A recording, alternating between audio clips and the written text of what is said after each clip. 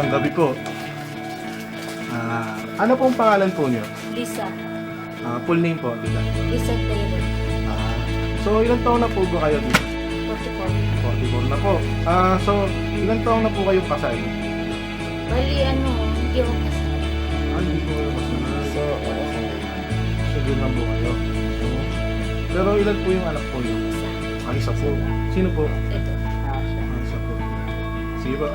Paano po nagsimula yung paggaganto? Pinaka-origin kung bakit po kayo napasok sa ganito. Pasok po kayo sa gantong negosyo. Bali, nung una kong trabaho, electronics. Tapos sumunod. Una muna magsara. Tapos ng 24 years old ako, ay nag-electronics ako. Pinasok ko sa electronics. Ngayon, naka 10 years ako sa electronics. Dahil pinanganak ko siya. Nag-isang taon siya, at saka ako nag-aral. So, nag-aral lang po muna kayong manahe, tsaka po pinagpatuloy naman po. Bumila ako ng sarili para mag-graduate. So, magkano po yung niya, kapital? Okay po muna ito para po sa Sa makina, 65. 6.5 po. So, sa 6.5 po, nagamit po niya hanggang ngayon po. Dito po. Ito po yung gamit po niya. So, ang ibig niyo po sabihin, nagsimula po yung kapital niyo talaga as 6.5 po. Oo, tapos nagkadire-diretso na hanggang po ngayon na napalago niyo po yun. Bali, ilan taon na po kayong tatay? Bali, na siya 1 year, mag-i-11 na. Na. 10 years na. Kabikada na rin po po. So, dekada na rin. So, talaga medyo pioneer na rin tayo pagdating sa panangalan. Hindi kasi ako namamasukan, bali sa bayan. Bahay lang po, tapos napunta na lang po dito. Nakuha ko sa kapatid ko na tayo. So, may kilala po kayong nagpapagawa ko, yung nagkadilya po. Wala. Ang nagpapagawa sa amin si Rabaco, Rivera, at saka si Basanta. Tasan Pablo po. Bali sa kapatid ko yun, bali natanggal lang. Tanggap po yun. Kasi Ano po bang kinikita niyo sa ganito sapat lang o tama lang o sobrang sa pang-araw? conforme. Pag marami, pag tama lang. May gagawad na lang.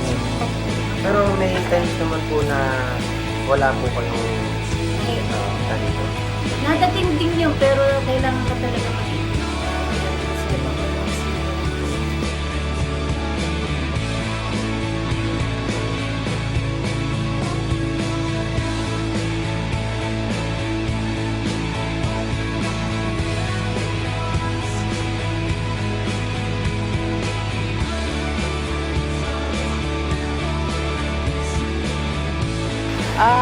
Name po nila? Leonardo Landayan, Okay po. Ilan taon na po? 32. 32. May asawa po? Ilan na po ang anak? Dalawang anak. Apo, yan. And then, paano po talaga siya nag-umpisa yung negosyo po? Bali, nung ako ay binata pa, yung ate ko nagluluwas din. Bali, naging tauhan niya ako. Ako yung nagdi-deliver ng barong sa Divisoria. Then, marunong din ako mag-machine. Tapos, nag-asawa, yung napangasawa ko naman, bali, yung nanay niya talaga, nagdi-deliver din. And then, pinamana sa kanya, nung kami na ay mag-asawa. Medyo ang panahon na yung nag-iiba, yung lahat tumataas, nababawasan yung nagiging porsyento namin. Nababawasan yung tinutubo namin, kinikita namin kasi hindi naman tumataas ang deliver. Parang ang deliver naka-fix lang, pero ang mga materyales, mga binibili materyales, mataas. I see. Yun po. Pero nung sa 11 years niyo po na nandito sa ganitong negosyo, meron na po bang nangyari na isang buwan or matagal na panahon na nawalan po ng parang nawalan ng gawa or ganun? Nangyari yung talagang pinaka-down and pinaka-peak season niyo po ng Pag dumadating yung month ng June, July, August, yan, mga August. Dito ako kasabihan sa Luman pag sinabing August, walang trabaho. August, September, yan. Pero sa amin, hindi kami dumating yung punto na walang ginagawa. Kasi kung marami kaming pinagdideliveran, kung sila ay 10, 15, tapos, ayan, meron pa akong ini-export, ayan. Hindi kami tumitigil ng gawa. Pwede kami magawa ng mga pag-stock and then pagka tinawagan, madali nang hugutin. Kaya hindi naman kami tumumal or humina. Siguro nangyari nung pag nagbabagyo. Kasi minsan talagang wala, hindi ka makakaluwas, walang communication. Walang mamimili. Pero kung nung mako-consider nyo po ba na talagang napakagandang negosyo ng magiging Masasabi kong napakagandang negosyo to kasi through 3,800, yun yung pinampakasal namin. Umabot ng 70,000 yung pinampakasal namin. Tapos nagsimula ulit kami ng 10,000 kasi yung pera ng kasal. Hanggang sa ito na, may nangungupahan lang kami ng bahay noon. Hanggang sa nakabili ng isang maliit na baha ng lupa, 100 square meters. Pinatayuan ng bahay.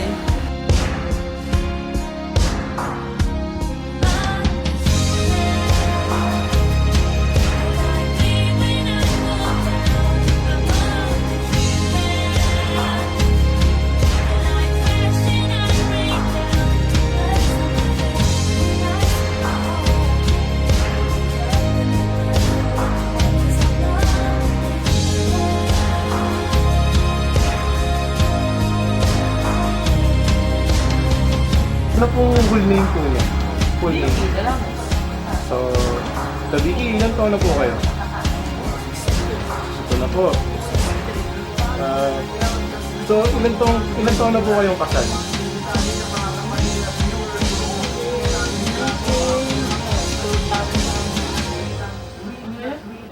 Fourteen to. 1974. 40 years. Kung buhay. Oo nga po. Nasa. Bali, nagsimula po yung negosyo po ng gantry. Eh kasi, umuwi na si Tito Ado dito sa probinsya. Di ba ako yung dating teacher? Opo, ma'am. Ay, pinadala ako sa malayo. Ay, mga maliliit pa yung mga anak ko. So, decide ko, ano na lang. Negosyo na po kayo. Okay, maganda naman po yung ano po. Ayos naman. 1996 yun eh. Ako yung nag-start dito. Pero itong shop nito, 1996. Pero before that, Kaya pa. paano yung kamisan na-interview mo? Saan, ano pong dyaryo po yun? Yun ang sabi niya ako. Bali, ano po? So, ano po, tita, yung pong mga burda po nyo, paano po, saan po ito ginagawa nito? Ay, iba din sa bahay. May tahian din ako ng masin. Doon po sa, ano po? Kaya lang tayo sa bahay. May labahan din ako sa may parking sa dulo. Opo. Tapos yung mga iba-ibang trabaho sa bahay-bahay nila. Bahay-bahay na po, nag-ano po. Bali, Pero yung mga nagmakasin sa akin, meron isang tahian talaga. Pero po nung una po talaga, paano po kayo nag-umpisa na, kunwari po kayo lang po mismo yung nagtatahi or Ay, hindi. Siyempre, yun yung talagang na-out namin. sa mga nagagawa po. Ako sa mga nagagawa, hindi kayang ako lang magtatahi. So, dami ng barong eh, hindi kayang gawin. so doon po talaga nag-start po yung negosyo. Siyempre, simula ako sa Montila. Simula ako sa one roll hose yung binili. Ang ganda namin naman. I started with 60,000 namin. Oo, 60,000 kapital.